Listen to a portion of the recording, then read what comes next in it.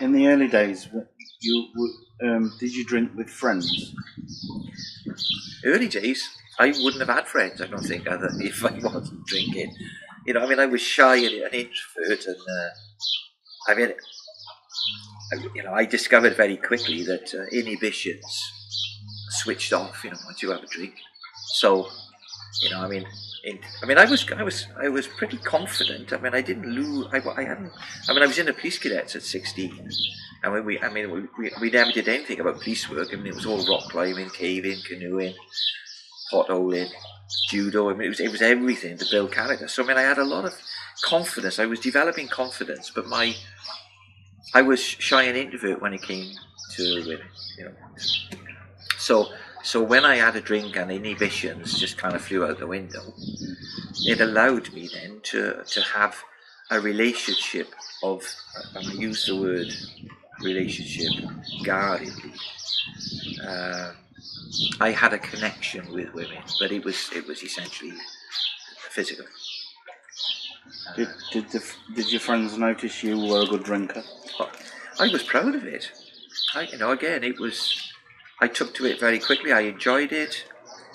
My capacity for alcohol seemed to progress very quickly. I remember 2 pints would do it, and then it went to 3, and then it just seemed to explode.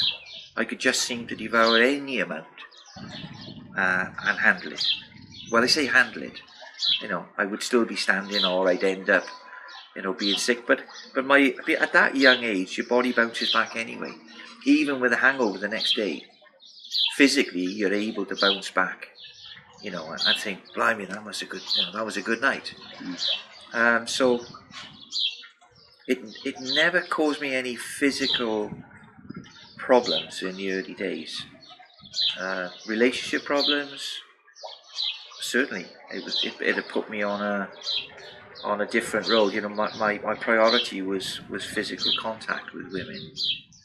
And I didn't know how to have a meaningful, loving relationship. And in fact, that's only come in over recent years. Did you being able to drink in quite large consumption put friends off drinking with you? I never noticed. I never noticed. Again, I wouldn't go out with people that didn't drink. Again, you selective. You're selective, but most of the time it's no different then than it was now. I mean, it's the drinking culture is an abundance culture, especially with youngsters. If you go out to a pub and then you go on, we'd go to the pubs first. We never used to preload, I think they call it these days. I don't know whether they still do that. We never drank in the house and then go out. We could afford to go to the pub as a precursor then to go in clubbing, and then you choose one or other club or 2 clubs, and then you'd spend the rest of the night, chatting up, drinking. But I only ever did it with people that were like-minded. So again, it wasn't something that was extraordinary to me. That was normal living. Play hard and work, work hard, play hard. That's the way it was. Did you have a lot of relationships end because of the alcohol? Yeah. And was that due to you obviously never being in or always being at the pub, or? I think primarily I didn't know how to have a proper relationship. It was always relationships to me were about me getting what I wanted. And when as much as I would like my partner to be pleased and happy, of course it was the ulterior motive was that I wanted adoration from them. I wanted them to want to be with me. So part of my essence of relationships was self-satisfaction, self-gratification. Certainly sexual. I mean, it was that was what I wanted, and the alcohol, had a big impact on that. And do you think that pushed them away? Well, or did they just accept it? I think eventually You know, because whatever relationship I had, there were always three of us in that relationship. You know, I didn't know it for many years, but I had a mistress. And even in fact, when I proposed to Caroline, now my wife, I had to get a couple of bottles of wine from the off license before. You know, I proposed at a restaurant, but I knew I had a rendezvous with my mistress after that event the same evening, and nothing was going to stop that. I was powerless over it. My mistress was the most important, influential partner I ever had. But yeah, again, you know what happens. You know, the Jekyll and Hyde personality erupts in drink. I mean, don't forget, alcohol is a psychoactive drug. So, I never had an anger management problem.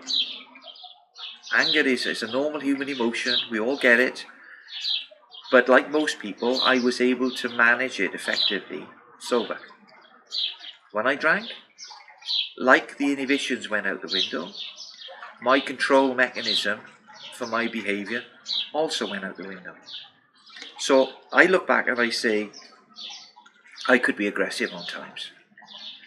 But I don't, you know, it's never, in my mind, never was there a time when I considered I had an anger management problem. I had a drink problem that resulted in the unacceptable expression of anger as violence. And the only way to tackle that was to not drink. What would you recommend to anybody who may be in a similar predicament? Do you think they should speak to their family or confide in a family member if they can? What's their first step to...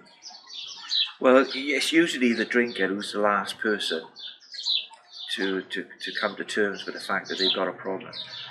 So if it were a family member seeing signs of that they consider not normal, what would you suggest that this family member can do for that person?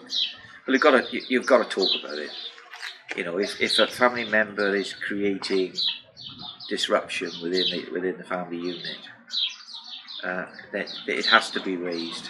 You know, and it's easy to fall back on, or well, he's only drinking like that because, you know, he's had a rough time at work, or we've had a couple of big bills come in, you know, so he's drinking a little bit more. You know, it's time for that bullshit to stop. You know, if people are drinking to excess, especially if it's frequent and regular, there are issues at stake. There are issues going on. So somebody's, you know, you don't drink to excess to have a good time. I can't see that. Not you know, when you're 18, 20 perhaps. But once you start coming into middle age, getting drunk to have a good time is rubbish. If people drink to excess, it's usually because they are either unhappy with some aspect of themselves or some aspect of their internal life. You know, and they're escaping in drink. And it needs to be confronted, it's simple as. I mean, there's a scene in Only Fools and Horses where I forget the actress's name, but she stood at the bar and Del Boy says, you know, I haven't seen her in a while. She says, no, you know, they've said I've got a drinking problem, you know, but I haven't got a drinking problem. I like it. You know, so it's perceptions again. I suppose, like with everything in life, you know, if you can talk about it, that's the first step to recognising you may have an issue. But I mean, working in a rehab, more often than not, you know, you see clients that they clearly have an addiction problem. But again, they tend to think, you know, there are other issues that are causing them to drink to excess. I mean, the fact of the matter is, somebody can either control their intake or they can't, irrespective of what's going on in their lives. And if you can't control your intake, or if you want to stop and you find you can't stop, then you're addicted. You know, and that's a serious condition. I mean, it kills, you know, thousands of people. I don't have enemies, but even if I did, I wouldn't inflict the misery of alcoholism on anyone. Don't underestimate how powerful it is and how damaging it is. And it don't just affect, you know, the poor soul that's got it, it affects everyone, within an immediate radius of that individual.